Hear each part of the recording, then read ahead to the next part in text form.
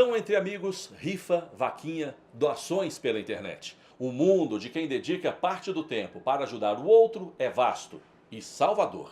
Muita gente depende de doações para viver. Há também aqueles que se aproveitam da boa vontade alheia em benefício próprio. É isso que vamos mostrar no Repórter Justiça de hoje. É um prazer ter você com a gente. O nosso programa está no ar. Doar atenção, carinho, amor, alimento ou até mesmo dinheiro. Tem sempre alguém precisando de alguma coisa e muita gente disposta a dar. Apesar de toda essa boa vontade que já é conhecida do brasileiro, nós não somos os primeiros da fila quando o assunto é doação. Realizada por uma instituição filantrópica internacional, representada no Brasil pelo Instituto para o Desenvolvimento do Investimento Social, o IDES, uma das principais fontes de medição e entendimento da cultura de doação de cada país, o Índice de Solidariedade Mundial, que mede esse tipo de atitude da população, classificou o Brasil em 68º lugar. Apesar de ter tido o melhor resultado desde 2009, ainda está atrás de países como Chile, Uruguai e Peru no ranking dos mais solidários. Esta socióloga é engajada em campanhas de voluntários, conhece muitas histórias de quem precisa do outro para sobreviver. Diz que o brasileiro precisa se sensibilizar mais com casos assim. Eu acredito que o brasileiro precisa ser mais solidário, né? Eu acredito que ele pode ser mais voluntário. O primeiro na lista, quando se trata de ajudar ao próximo, de acordo com a pesquisa, é Mianmar. No país, que fica no sul da Ásia, 9 em cada 10 pessoas doam dinheiro. Os dados do levantamento mostram ainda que o mundo, de modo geral, está mais solidário. Pela primeira vez desde que o índice começou a ser apurado em 2009, mais da metade das pessoas nos 140 países avaliados disse que ajudou um estranho. Além disso, um número recorde de pessoas fez trabalho voluntário. No Brasil, o voluntariado poderia ser maior se não fosse a desconfiança. Eu acredito que uma das preocupações que o brasileiro tem e que atrapalham essa vocação social é o receio de a doação não chegar ao fim destinado, ao fim que o motivou a doar. Em Santa Catarina, o dinheiro arrecadado em uma campanha para ajudar um bebê que sofre de uma doença degenerativa virou caso de polícia e teve grande repercussão na imprensa. O pequeno Jonatas, de apenas 1 ano e 8 meses, tem atrofia muscular espinhal. Para salvar o filho, os pais descobriram que precisariam desembolsar pelo menos 3 milhões de reais para pagar parte do tratamento. Sem condições, eles decidiram fazer uma campanha nas redes sociais para arrecadar o dinheiro. Chamada de Ame Jonatas, a iniciativa chegou a quase 4 milhões de reais em doações. Uma vitória para a família, que arrecadou mais do que o necessário para o tratamento inicial da criança. Mas o problema é que, segundo o Ministério Público, os pais do bebê começaram a usar parte do dinheiro para outras finalidades. Viagem de lazer, carro importado, celular de última geração fazem parte da lista de compras do casal. Depois de uma denúncia, o Ministério Público investigou o caso e apontou o uso ilegal do dinheiro. Por meio de uma liminar, a Justiça bloqueou os valores levantados com a campanha. A suspeita é de crime de apropriação de rendimentos de pessoa com deficiência, previsto na Lei 13.146 de 2015. A Lei de Proteção à Pessoa com Deficiência, que é agora de 2015, vem trazer um pouco mais de clareza com relação a esse cenário de proteção às pessoas portadoras de deficiência física. E há um tipo penal constante do artigo 89 desse diploma novo, né, que trata exatamente do desvio de valores de bens de pessoas portadoras de necessidades, ou melhor, pessoas com deficiência física, né? Muito bem.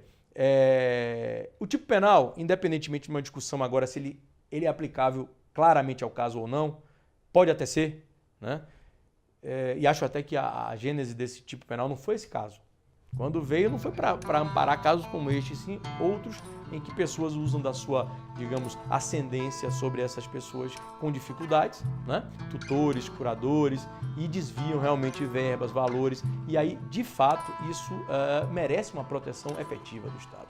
Esse caso, não que não mereça, temos que olhar com calma se esse artigo 89 desse Estatuto da Pessoa Portadora de Deficiência Física é aplicável ao caso concreto. O advogado explica ainda que em casos como esse de doação para pessoa física, não existe nenhuma norma específica quanto à obrigação de prestação de contas ou que garanta ao doador de que o dinheiro arrecadado será usado exclusivamente para a finalidade da campanha.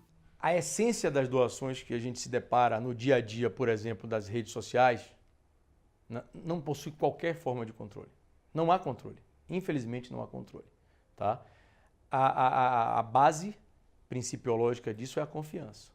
É a credibilidade de uma determinada campanha que se estabelece em mídia social, que hoje tem um poder de atingir pessoas no mundo inteiro.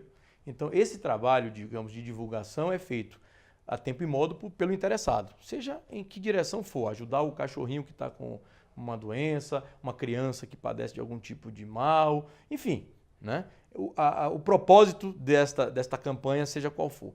Grandes instituições que prestam serviços humanitários também são alvo de desconfiança.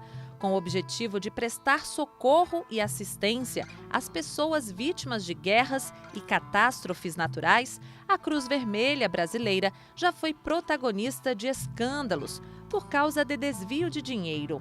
No ano passado, Luiz Alberto Sampaio, que era presidente da filial fluminense da Cruz Vermelha, e sua esposa, Roseli Sampaio, então presidente nacional da instituição, foram afastados da entidade.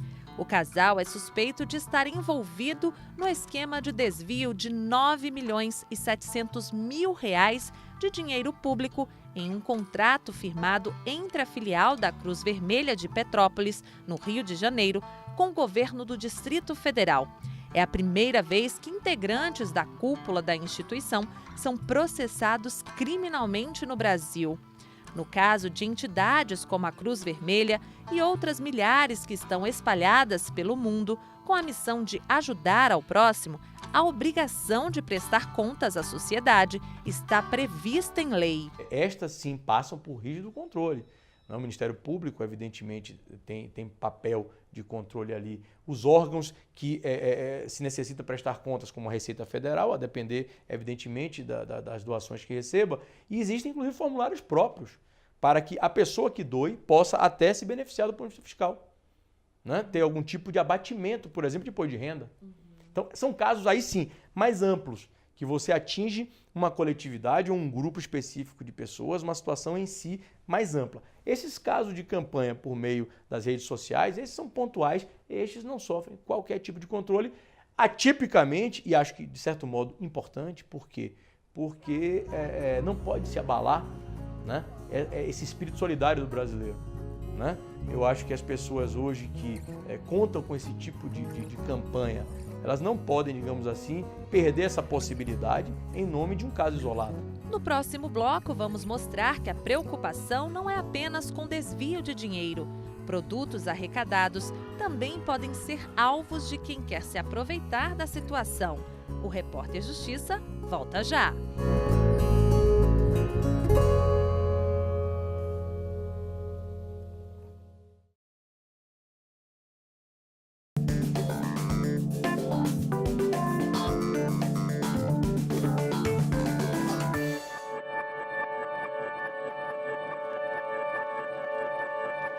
Em casos de desastre, muitas vezes os donativos arrecadados também acabam indo para outros destinos. Um caso que ficou conhecido foi o das doações para os desabrigados na tragédia causada pela chuva na região serrana do Rio de Janeiro.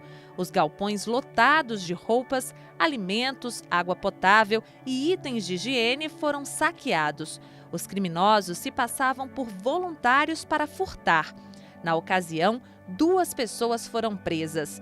O subsecretário de Proteção da Defesa Civil do Distrito Federal explica que administrar toda essa logística para evitar desvios e até desperdícios em casos de grandes doações não é fácil. Doação de dinheiro, ela não é recomendada, porque é difícil você fazer contabilidade numa situação de desastre. E ela deve ser feita, se o for, ao órgão central, com uma conta, com uma auditoria, que numa situação de desastre é muito complicada. Ele ressalta ainda que a colaboração da sociedade também é fundamental.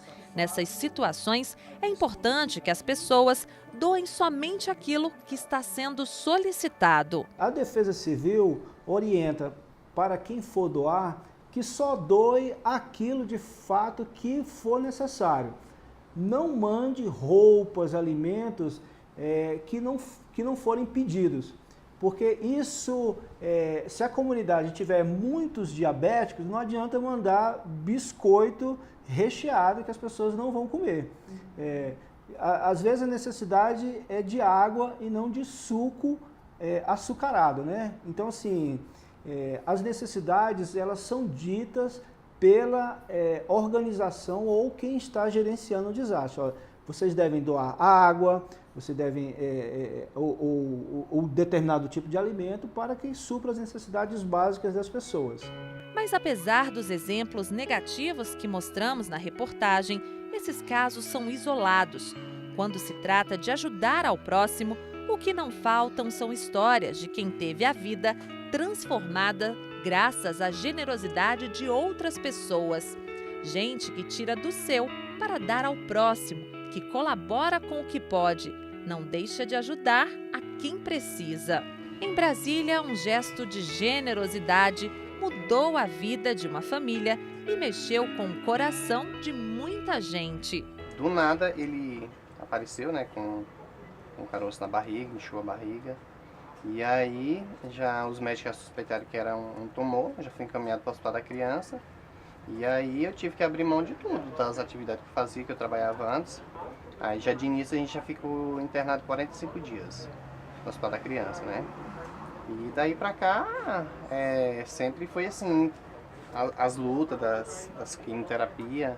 Saiu do hospital, mas sempre tinha que estar voltando para internar no hospital de base, né? Então foi difícil, aí fiquei praticamente 2 anos só de bicos, só fazendo bicos para poder manter a casa, né? Os remédios, teve situação chegar, ter que escolher entre comprar carne, fazer almoço, comprar remédio para ele. Para ajudar Juraildo e o filho, um grupo de pais sensibilizados com a situação se mobilizou e fez uma campanha para arrecadar dinheiro para o vendedor. Ele já não tinha como trabalhar por causa dos cuidados com o filho. Foi uma iniciativa de uma mãe, né, de aluno da escola, e ela sempre vinha, conversava com ele trabalhava num trailer que não era dele, sempre conversava e descobriu a doença do Juan, né, as necessidades que precisava, e a mãe se solidarizou e fez essa ação, né? E começou a chamar outras famílias para participar. Eu faço parte de uma ONG, que é o Lions Club, e chegou até mim também essa ação, e onde eu entrei também nesse projeto. A professora conta que uma das maiores preocupações dos organizadores da campanha foi a transparência em relação ao uso das doações recebidas. Durante todo o processo, a gente ia fazendo essas prestações de conta, a gente ia mostrando, quem quisesse tinha lá o acesso também, né, a pesquisa de quanto estava arrecadado, quanto faltava, quantos dias faltavam.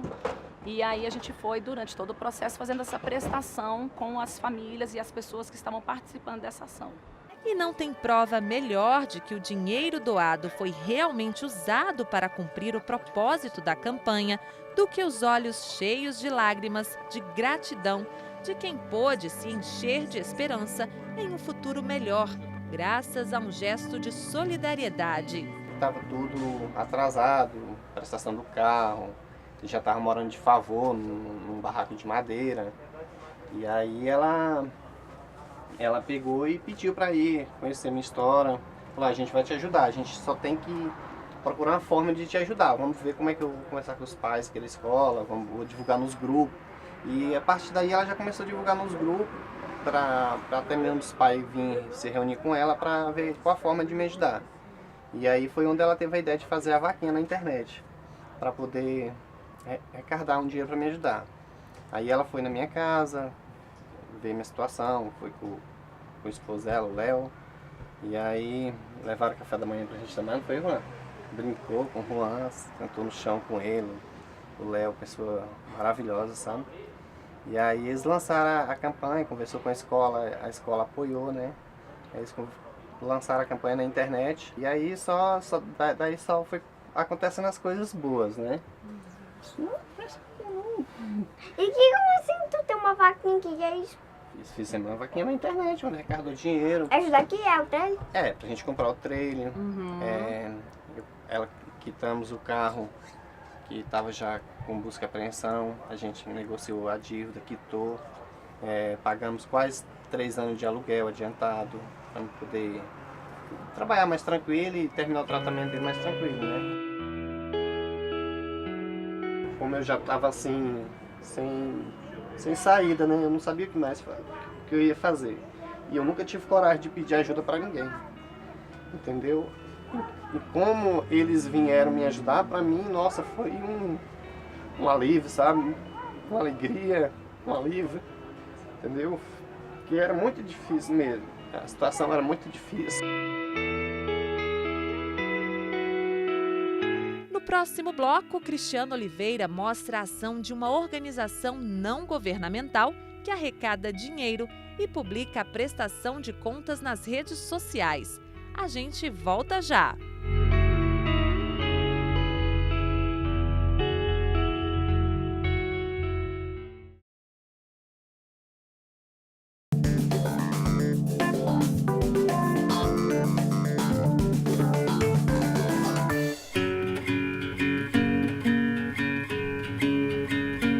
Antes do intervalo, mostramos o caso de um trabalhador que foi ajudado de uma maneira que não esperava. Há muitos outros iguais a esse. E quem conta é o repórter Cristiano Oliveira. Cristiano, onde você está? Roberta, eu estou aqui na cidade Estrutural, uma comunidade que foi criada ao redor do maior lixão do Distrito Federal. Tudo aqui é improvisado. As pessoas moram, olha só, a parede é feita de tábua, assim como o muro. Não há um saneamento básico aqui, não há uma rede de esgoto, não há fornecimento de água. Energia elétrica também é gambiarra. Essas redes que vocês veem aqui, ó, olha só, vem de um poste lá na frente que atende dezenas de casas que estão aqui. As pessoas improvisam de tudo. Muitas pessoas que moram aqui trabalhavam no antigo lixão, que foi fechado em janeiro. Hoje vivem como catadoras da cidade. E quando saem para trabalhar, deixam muitas vezes os filhos, as filhas aqui, ó, em uma das creches, na creche Vovó Luzimar. Inclusive tem de tirar aquela placa ali, porque já não existem mais vagas. Esta creche e todas as famílias que moram aqui dependem quase que exclusivamente de doações. E é aí que entra o Alexandre, ou melhor, a organização não governamental criada por ele e por amigos. Nós estávamos reunidos entre amigos e uma pessoa falou que tinha algumas coisas que ele tinha necessidade de doar. E aí o grupo foi despertado e falou, nossa, eu tenho várias coisas que eu quero doar. E naquele momento a gente percebeu que não tinha um local para doar e nenhuma instituição que a gente conhecia para doar. E daí nasceu o Change Generation. A ONG faz basicamente a ponte entre os doadores e as pessoas beneficiadas. Tem 6 datas permanentes durante o ano, Natal, Dia das Crianças e por aí vai. Boa parte do que abastece a creche da Vovó Luzimar sai da ONG. Entre uma campanha e outra, a Flávia sai atrás de mais doações. Quando não ajuda a cuidar diretamente das crianças, procura por quem pode impedir que falte o que comer. São 4 refeições por dia, além de banho e atenção integral. A gente nunca sabe amanhã se vai ter, mas o que eu sempre falo, faltar não vai, porque a gente vai fazer como a gente fez no início, tirar, se for necessário, tirar do bolso e comprar as coisas. Como quando falta a gente não consegue, a gente tira do bolso até hoje. Vai comprar verdura, fruta, o pão, que a gente não tem doador fixo para esse tipo de coisa, a gente sempre tira do bolso. Doação até mesmo do espaço. Onde as crianças passam um dia é, à noite, lugar de culto. A creche funciona de forma também improvisada em uma igreja e assim, dia após dia, se tornou refúgio para quem não teria lugar onde ficar.